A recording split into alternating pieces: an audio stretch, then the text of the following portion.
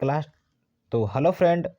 तो चलिए क्लास 10 के जितने भी स्टूडेंट हैं उन सभी के लिए आप सबके देखिए बाबू, अब एग्ज़ाम का टाइम बहुत ही नज़दीक आ चुका है। तो आप सभी के लिए आज हम सोशल साइंस का 25 बहुत ही इम्पोर्टेंट क्वेश्चन, इसे आप याद कर लीजिए। ये आपकी एग्ज़ाम के लिए काफ़ी इम्पोर्टेंट है।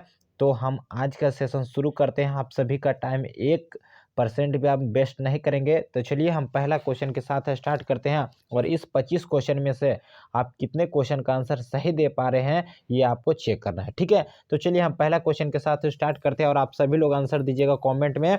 चलिए थोड़ा सा वीडियो डेली नहीं आ पा रहा है दोस्तों, इसके लिए आप सभी से क्षमा मांगते हैं, अब डेली आएगा। चलिए पहला क्वेश्चन आप सभी के सामने है कि सन 1870 में फ्रांस और प्रसा के बीच युद्ध कहाँ हुआ था। आप सभी को बताना। ऑप्शन नंबर ए सेडोन में, सेडोवा में, सडाइन में या फ्रैंकफर्ट में।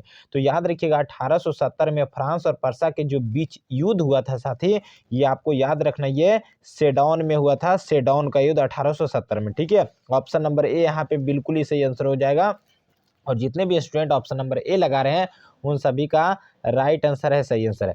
चलिए दूसरा नंबर क्वेश्चन है कि इटली और जर्मनी का एकीकरण का विरोधी कौन था। यानी जब इटली और एकीकरण हो रहा था तो इसमें कौन सा देश था जो इसका बाधा था, आपको बताना है। तो आप सभी को पता होगा कि इटली और जर्मनी के एकीकरण का बाधा किसे कहा जाता था, तो ऑस्ट्रिया को कहा जाता था। ऑप्शन नंबर ए यहाँ पे बिल्कुल ही, जहाँ पे भी देखिएगा इटली और जर्मनी के एकीकरण का विरोधी कौन था, तो ऑस्ट्रिया। यहाँ पे ऑप्शन नंबर ए सही आंसर हो जाएगा। चलिए 3 नंबर क्वेश्चन है। 3 नंबर का सभी स्टूडेंट बताइएगा। अगर वीडियो आपको सही लग रहा है बाबू तो एक लाइक कर दीजिए, ठीक है, और शेयर कीजिए। चेका का गठन कौन किया था।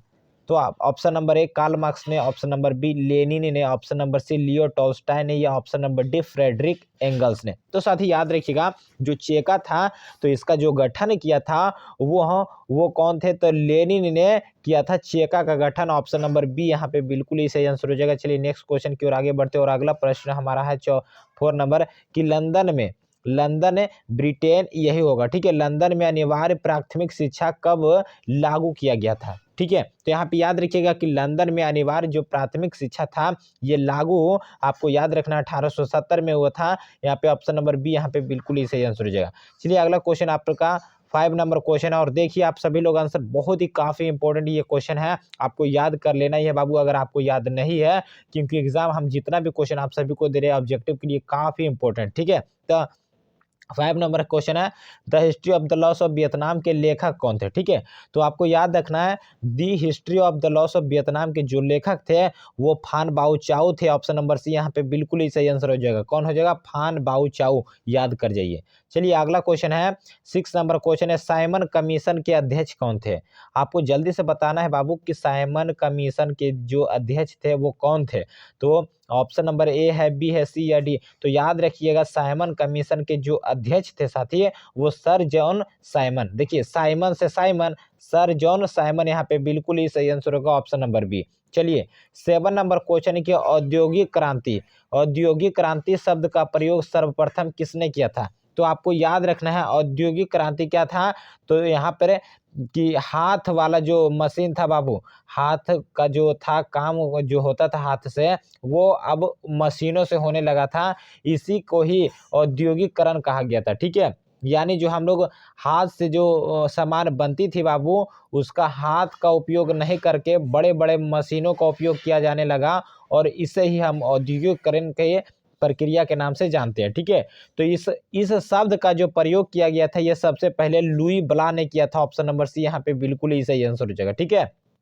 चलिए 8 नंबर क्वेश्चन है कि पहला विश्व बाजार के रूप में कौन सा शहर उभर के आएगा। तो ये सभी गली गली का आप सभी बच्चा को पता होगा, सभी बालक को पता होगा कि अलेक्जेंड्रिया यहाँ पे बिल्कुल ही सही आंसर होगा, ठीक है। कि पहला विश्व बाजार के रूप में कौन सा शहर उभर के आया था, अलेक्जेंड्रिया। चलिए 9 नंबर क्वेश्चन कि किसने कहा मुद्रण ईश्वर की दी गई महानतम देन सबसे बड़ा तोहफा है। तो आप सभी को पता होगा Martin Luther is the right answer, ठीक है। चलिए टाइम जितना ही आगे हम तेजी से आगे बढ़े बाबू, 25 क्वेश्चन कराना है, ठीक है। गुटेनबर्ग ने सर्वप्रथम किस पुस्तक की छपाई किया था। तो आप सभी को पता होगा, नहीं पता है याद कर लीजिए कि गुटेनबर्ग ने बाइबिल पुस्तक की छपाई किए थे। ऑप्शन नंबर डी यहाँ पे बिल्कुल ही सही आंसर होगा। 11 नंबर क्वेश्चन है कि भारत में पंचायती राज संस्थाओं में महिलाओं के लिए कितनी सीटें आरक्षित है। तो महिलाओं के लिए जो पंचायती राज संस्था है बाबू, इसमें 33% सीट आरक्षित है। ठीक है, ऑप्शन नंबर सी। चलिए 12 नंबर क्वेश्चन है, पंचायत समिति का प्रधान कौन होता है। तो देखिए पंचायत समिति जो होता है इसका जो प्रधान होता है वो प्रमुख होता है। कौन होता है? प्रमुख। ऑप्शन नंबर डी यहाँ पे बिल्कुल ही सही आंसर होगा। 13 नंबर क्वेश्चन है, राजनीतिक दलों का नींव सर्वप्रथम किस देश में पड़ा था। देखिए राजनीतिक दल का आशय किससे होता है, तो अफसरों के संगठन से। ठीक है, यहाँ पे राजनीतिक दल का जो नींव था वो सबसे पहले हमारा ब्रिटेन में पड़ा था। यहाँ पे ऑप्शन नंबर ए यहाँ पे बिल्कुल ही सही आंसर होगा। 16 नंबर क्वेश्चन है कि दलित युवाओं का संगठन दलित पैंथर्स कब बना था। देखिए दलित पैंथर्स का जो गठन हुआ था वो 1982 में हुआ था। ऑप्शन नंबर सी यहाँ पे बिल्कुल ही सही आंसर होगा। ठीक है, याद कर लीजिए बाबू, काफी इंपॉर्टेंट है। लोकतंत्र एक उत्तरदायी और क्या है, तो वैध सरकार है। ठीक है, क्या है? लोकतंत्र, एक मिनट, लोकतंत्र एक उत्तरदायी और अवैध सरकार है बाबू। ठीक है, क्या है? अवैध सरकार है। ऑप्शन नंबर बी यहाँ पे बिल्कुल ही सही। चलिए 18 नंबर क्वेश्चन है कि इनमें से किस देश के राष्ट्रपति रबर स्टाम्प की तरह नहीं है। ब्रिटेन, कनाडा, भारत या ऑस्ट्रेलिया। तो याद रखिएगा कि किस देश के राष्ट्रपति रबर स्टाम्प की तरह नहीं है, तो ऑस्ट्रेलिया। ठीक है, ऑप्शन नंबर डी यहाँ पे बिल्कुल ही सही आंसर होगा। 19 नंबर क्वेश्चन है कि जिस देश का राष्ट्रीय आय अधिक होगा वो देश, आपको पता होगा अगर राष्ट्रीय आय हमारा अधिक होगा तो हम विकसित होंगे। ऑप्शन नंबर यहाँ पे बी सही आंसर होगा। 20 नंबर क्वेश्चन है कि राष्ट्रीय आय का अर्थ क्या होता है।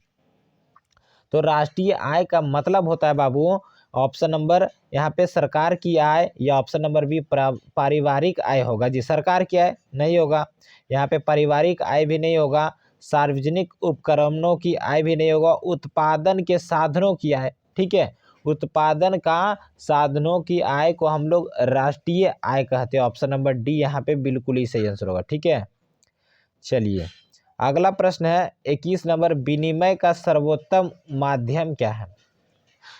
तो यहाँ पे आपको पता होगा कि जो विनिमय था वो अभी सबसे विनिमय का सर्वोत्तम माध्यम जो है मुद्रा है, यानी रुपया से हम किसी भी वस्तु को खरीद सकते हैं। ठीक है, यहाँ पे ऑप्शन नंबर डी हो जाएगा।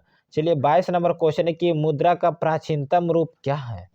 तो मुद्रा का जो प्राचीनतम रूप था वो वस्तु मुद्रा था, यानी मुद्रा के वस्तु को हम किसी को देते थे तो वो हमारे क्या था, मुद्रा मिलता था। ठीक है, ऑप्शन नंबर सी यहाँ पे बिल्कुल ही सही आंसर होगा।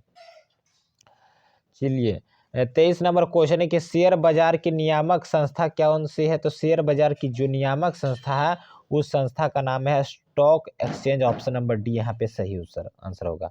चलिए जवाहर रोजगार योजना कब शुरू किया गया था। तो साथ ही आपको पता होगा कि जवाहर रोजगार योजना 1989 में किया गया था। ऑप्शन नंबर बी यहाँ पे बिल्कुल ही आंसर होगा। 25 नंबर क्वेश्चन और लास्ट क्वेश्चन है, विश्व व्यापार संगठन या WTO वर्ल्ड ट्रेड ऑर्गेनाइजेशन की स्थापना ये कब हुआ था। तो आपको इसका आंसर कमेंट बॉक्स में देना है, सभी साथी कमेंट करेंगे।